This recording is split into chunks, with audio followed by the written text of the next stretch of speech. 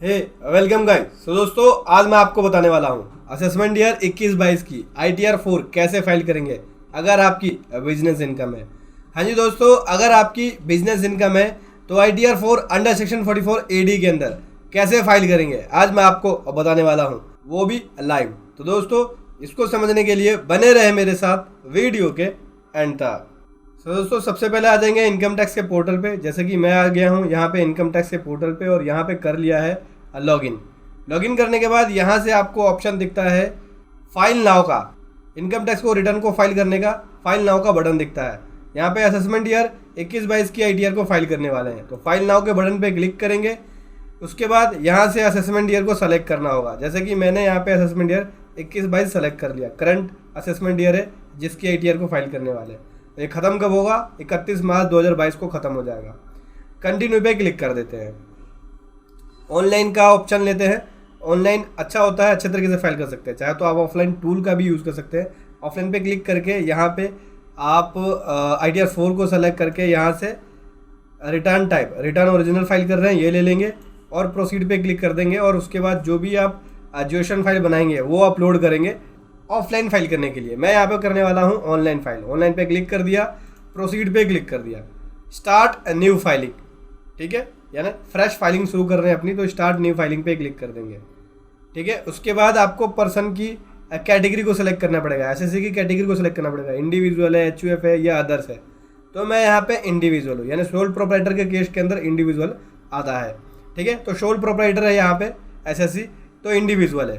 ठीक, इंडिविजुअल ले लिया, कंटिन्यू पे क्लिक कर दिया। कंटिन्यू पे क्लिक करने के बाद फॉर्म को सेलेक्ट करेंगे। यहाँ से ITR 4 फाइल कर रहे हैं हम।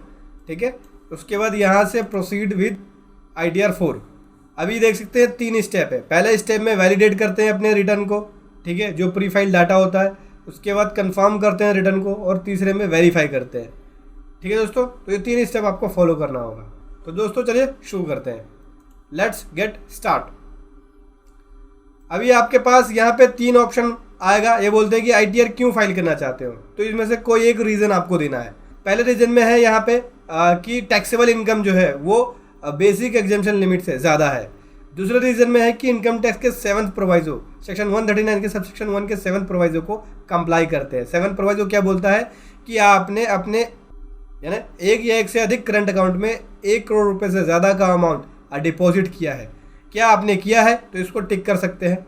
ठीक है, अगर आपने किया है तो इसको टिक करेंगे, इस वजह से आप ITR फाइल कर रहे हैं। या फिर 2 लाख रुपए से ज़्यादा फॉरेन ट्रैवल के ऊपर एक्सपेंस किया है, अगर किया है तो यहाँ पे टिक करके फाइल कर सकते हैं ITR को। उसके बाद या फिर क्या 1 लाख रुपए से ज़्यादा इलेक्ट्रिसिटी कंजम्पशन करी है, यानी इलेक्ट्रिसिटी के ऊपर एक्सपेंस किया है, तो इस पे से टिक करके फाइल कर सकते हैं। अगर इस वजह से आप ITR फाइल कर रहे हैं तो यहाँ पे रीज़न देना होगा किस वजह से फाइल कर रहे हैं। या फिर आप अदर्स पे क्लिक करके अपनी ITR को फाइल कर सकते हैं। तो SSC की यहाँ पे जो है टैक्सेबल इनकम ज़्यादा हो गई है। मेरे पास यहाँ पे जो मेरे केस के अंदर है बेसिक एग्जेम्पशन लिमिट से ज़्यादा है टैक्सेबल इनकम, तो मैं ये वाला सेलेक्ट कर रहा हूँ। फिर नीचे आ जाएंगे, कंटिन्यू पे क्लिक करेंगे। कंटिन्यू पे क्लिक करने के बाद देख सकते हैं ये बोलता है कुछ प्री फाइल डाटा होएगा। प्री फाइल डाटा जैसे कि आपकी TDS रिटर्न से, जो सामने वाले पर्सन ने आपके पैन नंबर पर TDS का क्रेडिट दिया होगा तो TDS रिटर्न से आ जाएगा, फॉर्म 26AS से आ जाएगा, फॉर्म 16 से जो डाटा है वो ऑटोमेटिक उठ के आएगा। तो ये बोलता है कि कुछ डाटा ऑटोमेटिक ही आएंगे।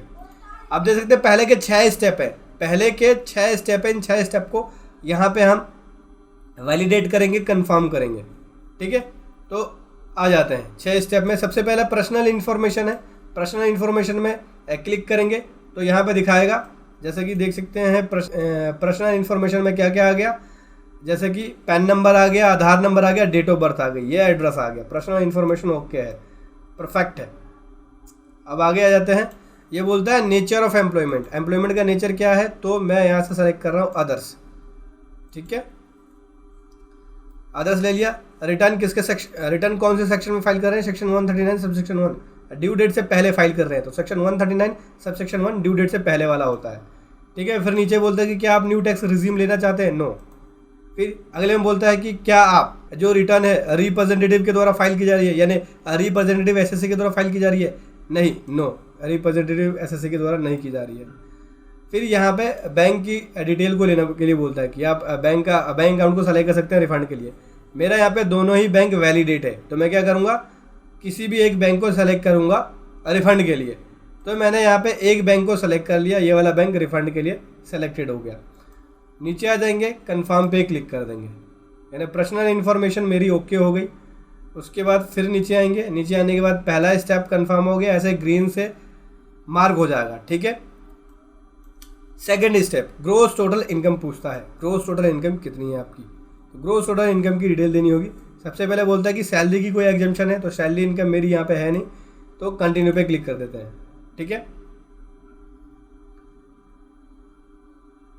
अगर आपकी सैलरी की एग्जम्पशन है कोई तो वो आप दे सकते हैं। मेरी यहाँ पे कोई भी नहीं है सैलरी से रिलेटेड कोई एग्जम्पशन जो है।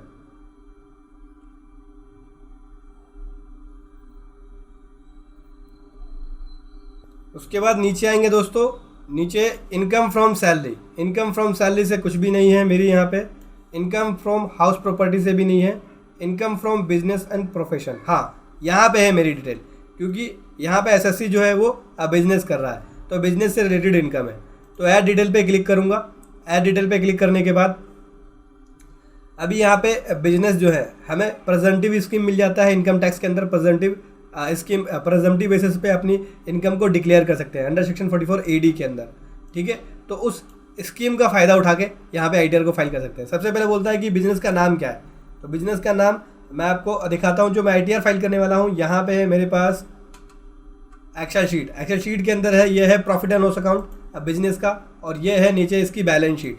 इसके थ्रू यहाँ पे हम ITR फाइल करने वाले हैं, ठीक है। तो बिजनेस का नाम यहाँ से मैं कॉपी कर लेता हूँ, यही नाम सेम मैं यहाँ पे लिखने वाला हूँ। ये बिजनेस का नाम दे दिया। अभी बिजनेस का कोड पूछते हैं कि बिजनेस का कोड क्या है, मतलब आप बिजनेस किस चीज़ का बिजनेस कर रहे हैं। तो यहाँ पे ड्रॉप डाउन से आप सेलेक्ट करके लिख सकते हैं, ठीक है। जैसे कि मेरा यहाँ पे बैग्स का काम है, यानी एसएससी जो है वो बैग्स का काम करता है, बैग्स के मैन्युफैक्चर कर रहा है, तो बैग्स ले लिया। डिस्क्रिप्शन में चाहे तो और भी डिटेल्स लिख सकते हैं। डिस्क्रिप्शन को मैं यहाँ पे खाली छोड़ रहा हूँ, क्योंकि जो बिजनेस कोड आ रहा है सेम वही काम करता है। आप चाहे तो डिस्क्रिप्शन में कुछ लिख सकते हैं। ऐड डिटेल पे क्लिक कर दिया। ऐड डिटेल पे क्लिक करने के बाद यहाँ पे देख सकते हैं बिजनेस की डिटेल दे दी मैंने, जैसे बिजनेस का नाम, उसका कोड, ठीक है। नीचे आ जाते हैं। अब ये बोलता है कि ग्रोज टर्नओवर या ग्रोज रिसीट्स कितनी है आपकी। दो ऑप्शन है, ए और बी। पहले में बोलता है कि चेक से या बैंक के थ्रू, अदर देन कैश, यानी कैश के अलावा जो ट्रांजेक्शन है, जैसे बैंक के थ्रू, चेक के थ्रू, या फिर टर्नओवर आपको रिसीव हुई है, यानी अमाउंट जो रिसीव हुआ है वो बिना कैश के रिसीव हुआ है, तो उसमें बिना कैश वाली, यानी बिना कैश की टर्नओवर कितनी है, और नीचे कैश में टर्नओवर कितनी है वो दे सकते हैं आप। तो मेरा यहाँ पे जो बिजनेस है सारा का सारा वो बिना कैश वाला है, ठीक है। यानी सब बैंक में अमाउंट्स आते हैं सभी पार्टियों के, तो कैश के ट्रांजेक्शन ज़ीरो है मेरी। तो मैं यहाँ पे टर्नओवर जो है यहाँ पे दे सकता हूँ। कहाँ से टर्नओवर मिलेगी, ये है बिजनेस की टर्नओवर बाय सेल्स। जो सेल्स होती है हमारी वही टर्नओवर होती है। तो इस टर्नओवर को मैंने कॉपी कर लिया और यहाँ से कर देते हैं पेस्ट कर देते हैं। पेस्ट करके ये है हमारी टर्नओवर। किससे टर्नओवर है। अब दोस्तों बात करें यहाँ पे, आपको यहाँ पे प्रॉफिट दिखाना होगा। 12 लाख की तो सेल हो गई, अब 12 लाख तो प्रॉफिट नहीं होगा मेरा, तो प्रॉफिट एंड लॉस अकाउंट से हमें प्रॉफिट पता चलेगा। ये देख सकते हैं प्रॉफिट कितने % दिखा रखा है मैंने, 35%। ये बोलता है कि अगर आप चेक में अमाउंट रिसीव कर सकते हैं, रिसीव कर रहे हैं, तो 6% आपको मिनिमम प्रॉफिट दिखाना ही होगा। अगर इससे कम हुआ तो उस केस में आपको ऑडिट कराना पड़ेगा अंडर सेक्शन 44 AB के अंदर, ठीक है। तो मेरी यहाँ पे जो मेरा जो यहाँ पे प्रॉफिट है वो 35% है, देख सकते हैं। नेट मार्जिन ये है, ग्रोस मार्जिन 54% है और नेट मार्जिन 35% है। तो मुझे ऑडिट कराने की जरूरत नहीं पड़ेगी क्योंकि ऑलरेडी मेरी टर्नओवर ज़्यादा है। तो नेट प्रॉफिट की डिटेल दे देंगे, ये है नेट प्रॉफिट। मैं इसको कॉपी करूँगा और कॉपी करने के बाद यहाँ कर देता हूँ पेस्ट। ये मैंने नेट प्रॉफिट को कर दिया पेस्ट। इसे चाहे तो 52 भी कर सकते हैं, क्योंकि पॉइंट 51 है तो 52 कर दिया, ठीक है।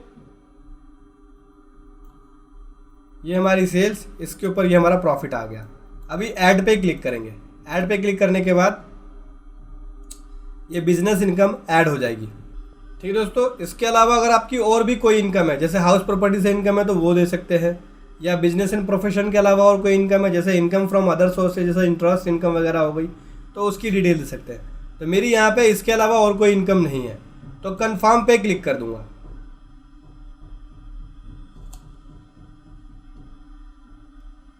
अभी कंफर्म पे क्लिक करने के बाद नीचे बोलता है डिस्क्लोजर एंड एग्जाम्पशन देनी है, ठीक है। तो इस पर क्लिक करेंगे, देख सकते हैं सेकंड पॉइंट कंफर्म हो गया। तो सबसे पहले बोलते हैं फाइनेंशियल डिस्क्लोजर का मतलब हो गया कि आपको बैलेंस शीट की डिटेल देनी होगी कि कितनी बैलेंस शीट की क्या क्या डिटेल है। तो ऐड डिटेल पे क्लिक करेंगे। ऐड डिटेल पे क्लिक करने के बाद ये देख सकते हैं ये है टोटल लाइबिलिटी और उसके बाद ये है नीचे टोटल एसेट्स। तो चलिए एक बैलेंस शीट की डिटेल दे देते हैं। बैलेंस शीट की डिटेल कहाँ से मिलेगी, ये है मेरे पास बैलेंस शीट, ठीक है। सबसे पहला क्या बोलता है कि मेंबर या पार्टनर की कैपिटल क्या है, तो ये है कैपिटल अकाउंट, इतनी कैपिटल है, कैपिटल दे दिया मैंने। उसके बाद बोलता है कि कोई सिक्योर लोन तो नहीं है, हाँ है सिक्योर लोन, ये रहा, ये लिख देते हैं यहाँ पे सिक्योर लोन। अनसिक्योर लोन पूछता है, अनसिक्योर लोन 0 है, एडवांस भी 0 है, अनसिक्योर लोन नहीं है, एडवांस भी 0 है। उसके बाद सन्ड्री क्रेडिटर, ये है सन्ड्री क्रेडिटर, यहाँ से आ जाते हैं, यहाँ पे मैं सन्ड्री क्रेडिटर दे देता हूँ, ठीक है। नीचे आ गया। अदर लाइबिलिटी कोई है तो नहीं, अदर लाइबिलिटी नहीं है कोई भी। अब यहाँ से आ जाते हैं एसेट्स की डिटेल देने पे। एसेट साइड आ जाते हैं तो सबसे पहले फिक्स एसेट्स है, फिक्स एसेट्स को कॉपी किया मैंने, ये कर दिया फिक्स एसेट्स को पेस्ट। उसके बाद अगला आता है इन्वेंट्री, ये है मेरी इन्वेंट्री, ये कॉपी किया, ये इन्वेंट्री कर दिया पेस्ट। इन्वेंट्री के बाद सन्ड्री डेटर बोलता है, सन्ड्री डेटर ये है मेरी, सन्ड्री डेटर को कॉपी किया और यहाँ पे सन्ड्री डेटर को कर दिया पेस्ट। अगला आता है बैलेंस विद बैंक, बैंक के साथ क्या बैलेंस है, बैंक के जो बैलेंस है बैंक के साथ वो ये है 19 रुपीज़ का, ये लिख दिया मैंने 19 रुपीज़। फिर उसके बाद बोलता है cash in hand, cash in hand ये रहा, कॉपी किया और उसके बाद यहाँ से पेस्ट कर दिया मैंने cash in hand, cash in hand आ गया, ठीक है। अब देख सकते हैं टोटल एसेट्स मेरी ये हो गई 996 945, इसी प्रकार से टोटल लाइबिलिटी 996 946, यानी 1 रुपये का फ़र्क आ रहा है। तो 1 रुपये के फ़र्क को एडजस्ट कर सकते हैं किसमें, कैश में एडजस्ट कर सकते हैं, इसको आप 18 कर सकते हैं, ठीक है। अब दोनों साइड बैलेंस शीट बराबर हो गया, एसेट्स और लाइबिलिटी। ऐड पे क्लिक कर देंगे। राउंड ऑफ की वजह से हो जाता है ऊपर नीचे 1-2 रुपये का, तो वो आप यहाँ पे ठीक कर सकते हैं, ठीक है। नीचे बोलता है कि जीएसटी के अंदर आपकी कितनी टर्नओवर है, अगर आप जीएसटी में रजिस्टर्ड है तो उसकी डिटेल दे सकते हैं। तो मैं यहाँ पे ऐड डिटेल पे क्लिक कर लेता हूँ। सबसे पहले आपको यहाँ पे जीएसटी नंबर लिखना होगा, चलिए जीएसटी नंबर लिख लेते हैं।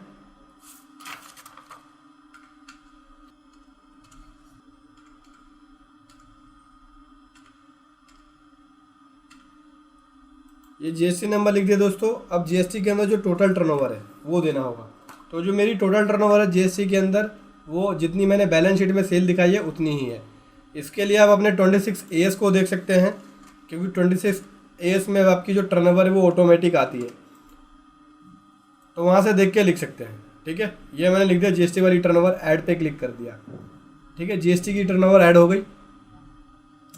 अब बोलता है कि कोई एग्जाम्प्ट इनकम है तो उसकी डिटेल दे सकते हैं, कोई भी अगर आपकी एग्जाम्प्ट इनकम है तो उसकी डिटेल दे सकते हैं। मेरी यहाँ पे कोई भी एग्जाम्प्ट इनकम नहीं है, तो कंफर्म पे क्लिक कर रहा हूँ मैं दोस्तों। उसके बाद यहाँ पे डिडक्शन मिल जाती है, ठीक है। तो अगर आपकी कोई डिडक्शन है तो यहाँ पे डिडक्शन ले सकते हैं, क्लिक करेंगे। क्लिक करने के बाद कोई भी डिडक्शन है, जैसे 80C के अंदर हो गया, 80G के अंदर हो गया, 80D के अंदर हो गया, तो वो डिडक्शन ले सकते हैं। वैसे कंप्लीट डिडक्शन वाली वीडियो मैंने ITR 1 के अंदर बताया था कि कैसे कैसे डिडक्शन क्लेम कर सकते हैं।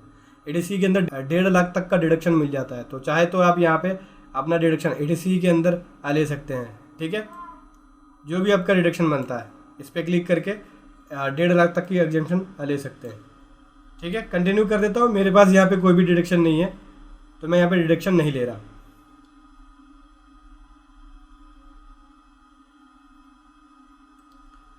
नीचे आ जाते हैं, नीचे आएंगे, यहाँ फिर से डिडक्शंस बोलता है कि 80G का कोई डोनेशन वगैरह का डिडक्शन है वो भी ले सकते हैं, तो ये भी नहीं है मेरा। कंफर्म पे क्लिक कर दिया। कंफर्म पे क्लिक करने के बाद नीचे आ जाएंगे, ये देख सकते हैं टोटल डिडक्शन हो गया 0। अब टैक्स पेड की डिटेल पे आएगा, तो टैक्स पेड की डिटेल्स पे आ जाते हैं। अगर आपने कोई एडवांस टैक्स TDS या TCS पे किया या आपका कटा है TDS या TCS, तो उसकी डिटेल आ जाएगी ऑटोमेटिकली। तो मेरा यहाँ पे कोई भी टैक्स नहीं है, सेल्फ असेसमेंट टैक्स भी नहीं है, ना ही एडवांस टैक्स है, ना कोई TDS ना TCS है, ठीक है। तो कंफर्म पे क्लिक कर देता हूँ। कंफर्म पे क्लिक करने के बाद नीचे आ जाएंगे, टोटल टैक्स लाइबिलिटी वाले ऑप्शन पे आएंगे, ठीक है। तो इस पे आ गया मैं टोटल टैक्स लाइबिलिटी वाले ऑप्शन पे।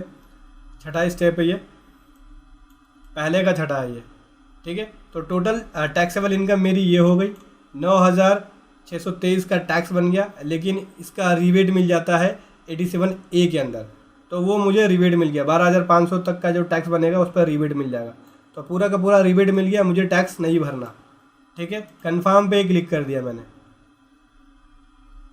कंफर्म पे क्लिक करने के बाद नीचे आएंगे और यहाँ से हमारी ITR लगभग सारी कंप्लीट हो गई। 6 के 6 स्टेप हमने कंफर्म कर लिया।